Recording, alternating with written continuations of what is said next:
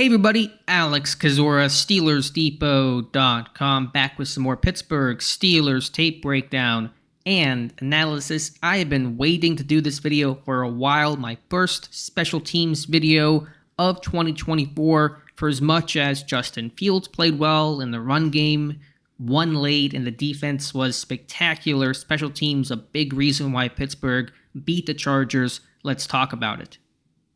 Before we start, if you guys could like this video, subscribe to the channel, and check out the site, SteelersDepot.com, would really appreciate that. So special teams, field position, a huge hidden factor in this one. Let's get into the first clip, and welcome back James Pierre, the gunner, to the bottom of the screen, signed back to the practice squad, elevated for the game, now officially on the 53-man roster. Pittsburgh averaged over 50 yards of net punting on Corliss Waitman's 3 boots in this game, a spectacular number. Ideally, net, you want, I had to look at the numbers, but probably 42, 43 yards is kind of what you're shooting for. Over 50 is elite. You see Pierre, just one-on-one, him and the jammer, no double ice, win cleanly off the line and forced a fair catch. This was about a 50-plus yard punt by Waitman, and just a great job here by Pierre to stay clean, force that fair catch. If he doesn't, there's going to be a lot of running room and a chance for a good return that's going to wipe out that net. So playing gunner is a lot like playing receiver. I know Pierre is a corner, but in terms of your stems and your releases and using your hands well, you got to be able to do that. You see this outside release initially by Pierre, and then back to the inside, and then back outside, just kind of keeping that jammer turned around, and then stack him, beat him, and force that fair catch. And so what a performance here from James Pierre throughout this game.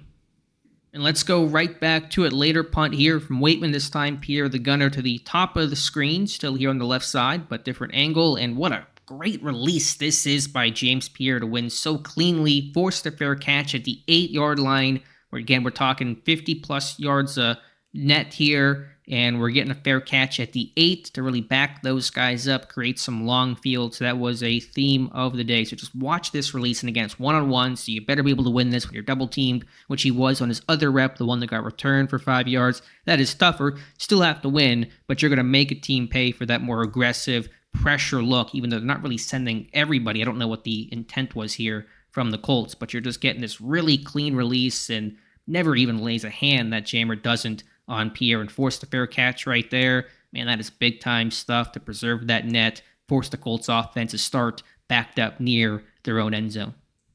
New kickoff rules. And my big takeaway from this, they call it the dynamic kickoff, is the teams that can utilize this knuckleball, which Chris Boswell does. I'll look back at it and we'll kind of talk through the coverage. The teams that can do this, where the ball, it has to land inside the landing zone, which is the 20-yard line or back. If it doesn't, it comes out to the 40, and so that's the risk. But the teams and the kickers who can do that and force this kind of knuckleball that bounces, where it takes a second to be fielded, because as soon as the ball hits the ground inside the landing zone, or if it's caught, it can be, the coverage team can start to run. So they can run now, even though the ball has not been fielded. And so that's really kind of creating the only hang time you can get to allow your coverage guys to get down there, and you're going to tackle here at about the 12-yard line, which is just fantastic. We're talking about, ball coming out to the 30 on most touchbacks. There's a bunch of different rules on these kickoff, so we're talking 18 yards of difference on this one, but we're watching the return and the coverage element of it.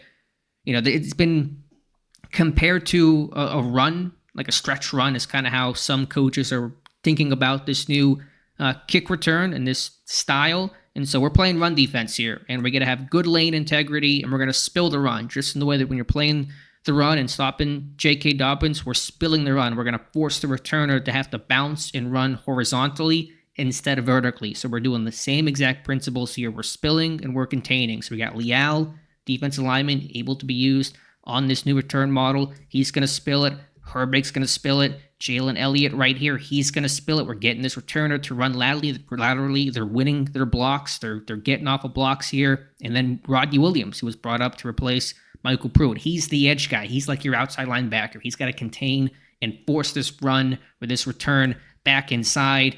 The returner still wants to go outside. Williams contains it. Him and Elliott make the tackle. So a great job here. We're just assuming run game principles of have your lane, beat your blocks, spill, bounce it, contain, make the tackle. What a job here by this coverage unit. And Williams is pumped up, and he should be. We'll take a look at it from the aerial view and the other end zone view as well. But again, the teams that can be able to perfect that knuckleball kickoff, man, that can be such a powerful weapon to flip field, because that is at the 12-yard line as opposed to the 30 in most cases. So this is a great play. I mean, this is a play that should fire you up, and I'm sure Danny Smith was chomping his gum happily after this play. But again, same thing, beaten blocks. Herbig, Leal, they're pass rushers. Their job is to get off of blocks, and so they're doing that. They're spilling. He's running down the line. Elliott doing the same. Williams, contain guy, making that tackle, swarming. Man, that is big-time stuff.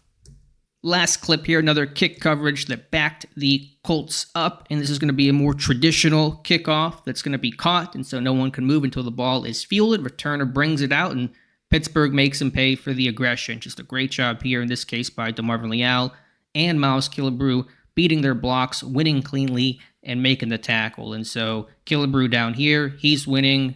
Leal presses, gets off the block here, and they're both going to converge and make this tackle. And this one is at the 20-yard line, so we're gaining, plus 10 yardage had this one just been knelt down for a touchback. And so it's a 10-yard swing. It's kind of conventional, the old touchback rules, and so that is a huge difference as well. So we've seen the Chargers fair catch the ball at the 8, get tackled at their 12, get tackled at their 20, another punt in that first clip where there was no return, and so they're kind of in traditional starting field position as opposed to maybe starting at their 40 had there been some sort of return and decent run back on that first punt that we looked at. And so that's hidden yardage in this game, where special teams is defining field position and making life easier on Pittsburgh's already elite defense and making life tougher on that Chargers offense. And so a great job here, and a hidden reason why Pittsburgh